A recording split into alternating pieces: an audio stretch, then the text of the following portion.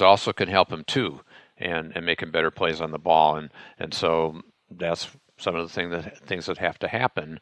So I'm not ready to write the full story of the Kirk Cousins 2018 season yet. And perhaps the change in coordinator can help.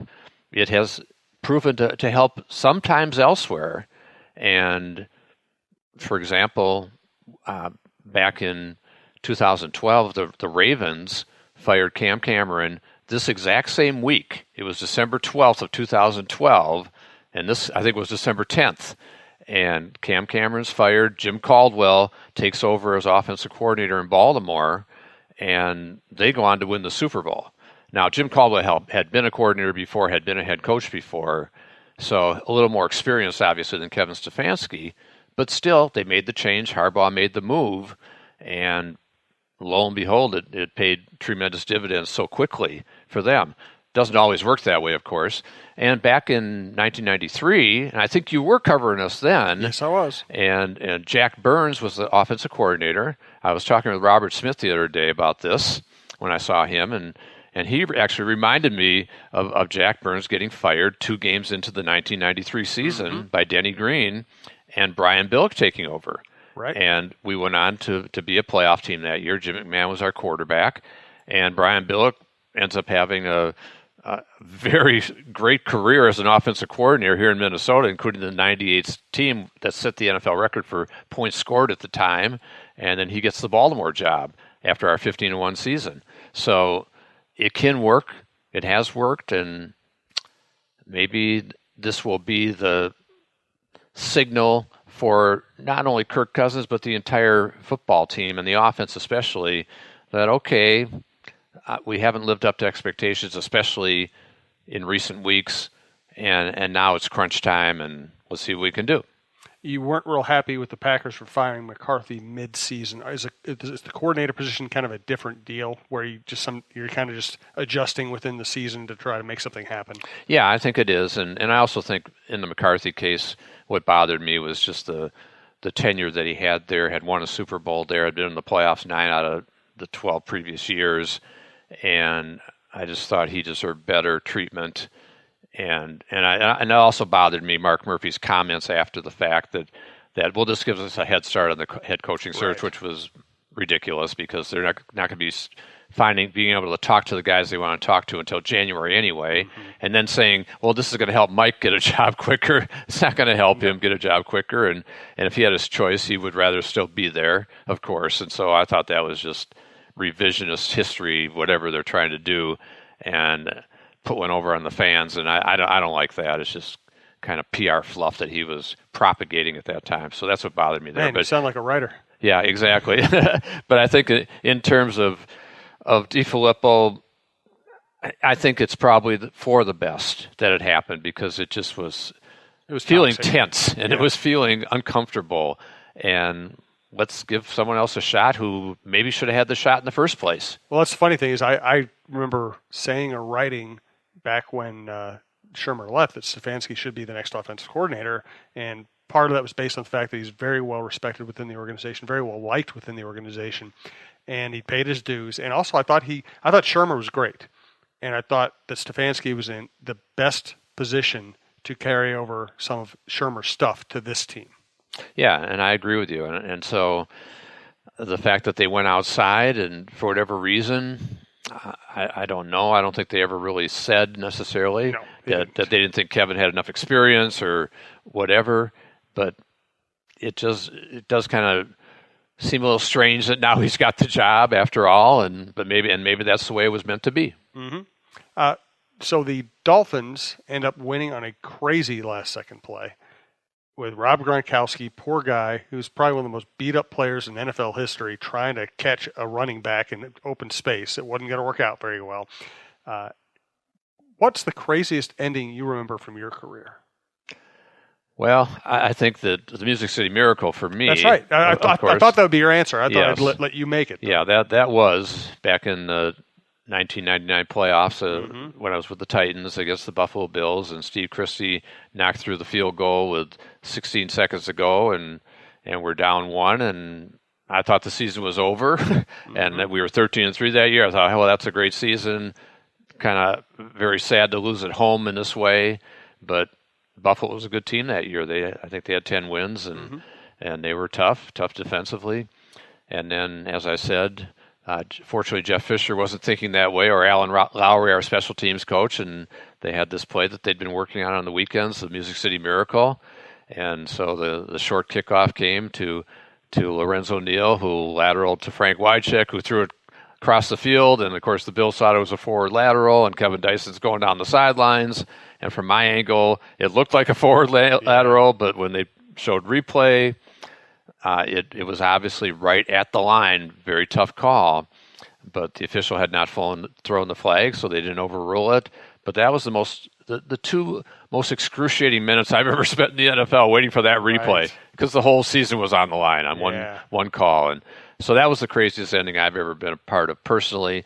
And even back early in my career, we had a Hail Mary to Ahmad Rashad that won a division championship from Tommy Kramer back in 1980. That was a very exciting moment at the old Met. And I think to this day, about 100,000 people say they were there for that game. And truthfully, there were about maybe 15,000 left in the stands that day at that moment. And so there have been some great moments and great crazy endings, and those were a couple of them for me. And then, of course, as a spectator watching Stephon Diggs play last year against New Orleans was fantastic. But that Miami play was just bizarre because it was so uncharacteristic of the Patriots to, first of all, have Gronk back there when Tannehill can't throw it that far to reach the end zone. And they took Devin McCourty, who's a great defensive player, off the field. That's right. You take him off the field. So that's a mistake, which I think Belichick sort of admitted to. He said, it kind of falls on me. And then you watch the Patriots defenders on the play. They're all kind of looking around waiting for a lateral instead of attacking the player with the ball. Right. And that's what I loved about it. It wasn't one of these rugby plays where everybody's going to touch it and eventually somebody's going to fumble it. Some offensive lineman's going to fumble it. It was actually a plan. It's a play they practiced. They were going to try to get the ball into somebody who actually can run with it and see what happens. Yeah, exactly. And Kenyon Drake can run with it. Yes, he can. And he's a guy that's a versatile guy. He's one of their leading rushers. He's one of their leading receivers, and made a great play and a very memorable play for the Dolphins in their history, and keeps them alive in the playoff chase and gives them I think a lot of energy coming here. As we said, how much energy? Is it too much energy? And they've got that terrible road record. They're 1-5 on the road this year. So we will see. But I think it shapes up as just a fascinating game on so many levels. The Cousins level, the Stefanski level, the Dolphins coming off that victory, the Vikings in crunch time needing a playoff win, and just the way that the game shapes up on so many levels. And Frank Gore, at 35 years old, leading the Dolphins in rushing over 700 yards, 4.7 average. What a career. I mean, incredible, amazing. He's fourth leading rusher all time. And who saw that coming? He was a guy that had some injuries early in his career and in college. And so they've got some talent on that football team. I think one of the really interesting things when you look at the Dolphins is Ryan Tannehill, too, who I think almost everybody thought was washed up and had been injured so much, and that he would be headed out the door in Miami very soon. And he's having his best season. 16 touchdowns, 6 interceptions. Right, a 105 plus rating, and so, but he has been sacked a lot, and they've given up 36 sacks on the season. And so you look at this Miami team statistically, Jim, and they're 29th in total offense, 29th in total defense. They've given up 36 sacks. They've only sacked the quarterback 22 times, second fewest in the league, which should give Kirk Cousins a little bit of comfort this week, perhaps. And although the Seahawks didn't have eye-popping stats either going into the game, and we saw how that turned out, but that was on the road. And Miami's given up 43% on third downs. And so the numbers, how have they won 7 games? How do they have a winning record? Well, they're +8 in turnovers. They lead the league, or second league in interceptions with 19. They've got the league leader tied with Kyle Fuller and Xavier Howard. Now, he missed last week against the Patriots with a knee scope, and they say he's not been ruled out for this week as of midweek. We'll see if he plays. That would be good for the Vikings if he didn't play. He's a ball-hawking guy, and so that's going to be a challenge for the Vikings in terms of when they do throw downfield, to be careful with that secondary and the turnover factor too. And so the Dolphins, as we said, which Dolphins team shows up. They've been very inconsistent this year. They got drilled by the Packers in Lambeau a few weeks ago. And so I think that's the hope for the Vikings, that they get this win and maybe get some help around the league, perhaps, as they did last week. And everything was going perfect until Sunday night when the Bears trounced the Rams. But the formula is, hey, beat the Dolphins and then have Washington lose at Jacksonville. Very possible. Yeah. Have Philadelphia lose to the Rams Sunday night. Very possible. Mm-hmm. And Carolina against New Orleans on Monday night. Carolina's at home, but they've lost 5 straight. They're reeling. And so if all those things happen, the Vikings win, then they're sitting there with a magic number of 1 to make the playoffs. Yeah, I mean, I really do think they're going to win this week. I think they're going to make the playoffs. Here's the question, and I like throwing tough questions at you because you actually answer them. Let's say they make the playoffs as the 6th seed. I think that's the most likely scenario here. And then they go, let's say, to Chicago and get drilled. How do the Wolves react to that? Do they say, okay, a playoff season again? Consistent play. This has basically been a consistent winning team under Zimmer. Ride it out, see what happens. Or do they say, this team hasn't won. It's won 1 playoff game since 2009, and that 1 playoff game was a miracle, and that's not good enough. Yeah, no, I think that they would bring him back. I really do. If they're a playoff team, I think they would bring him back. And Spielman too. Yeah, I think they would, and maybe it's a short-term type of extension if their deals are truly up after 2019. Which is what Ben Gessling from my newspaper is reporting. That's right. He's a good reporter. Yeah, and so maybe they give them just a short-term extension and say, okay, now it's year 2 of the Cousins deal. Get the right coordinator in place. If it's Stefanski, great, because that'd be more continuity, and hope that's the case. And then get this thing back on track, and then go into the draft. And I'd draft offensive linemen in the first 4 rounds. No kidding. I would take the approach that the Colts took a couple of years ago, and they, for 2 straight drafts, they drafted offensive linemen, about 4 different guys that they plugged in over the last couple of years, including Ryan Kelly, the center out of Alabama, and so I think that's the approach that they took, and I would take that same approach and go heavy offensive line. And you got all the money invested in Kirk Cousins. You got to protect the guy, and that's what the Colts did with Andrew Luck. They had the big contract with him. They knew he was their meal ticket, and he was getting crushed in the previous years. And now they're one of the top offensive lines in the league. I think he's only been sacked under 20 times, and I think that's the exact approach that the Vikings should take next year in the draft.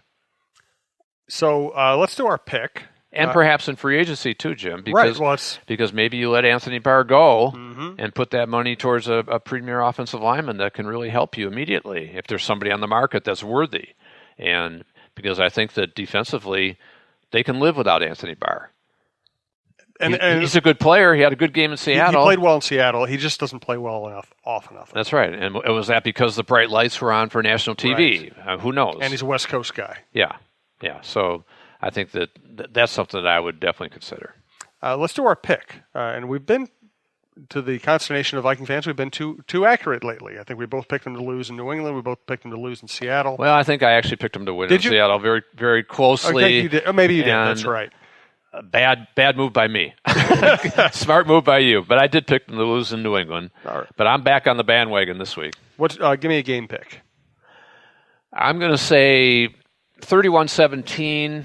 I think that the defense has a good day up front, 4 to 5 sacks, maybe a couple of interceptions to Tannehill, and I think that there'll be some new life in the offense, some strategic, subtle changes, maybe some more quick throws and getting the ball in Dalvin Cook's hands more, and so I think it's not going to be an easy game, but I think that they can get the win. I think one of the big concerns they have to have going into this game also is that they got to be very careful special teams wise, which has been another issue this year, as we know.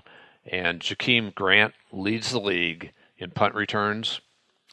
He's got a 16-yard average on punt returns. He's got a 71-yard punt return for a touchdown. He's also 4th in the league on kickoff returns with a 29.5-yard average. And so he's a guy they have to be very wary of. So Wiles going to have to kick high or out of bounds. Don't give him opportunities. And on kickoff returns, Bailey needs to drill it out of the end zone. Just keep it away from him.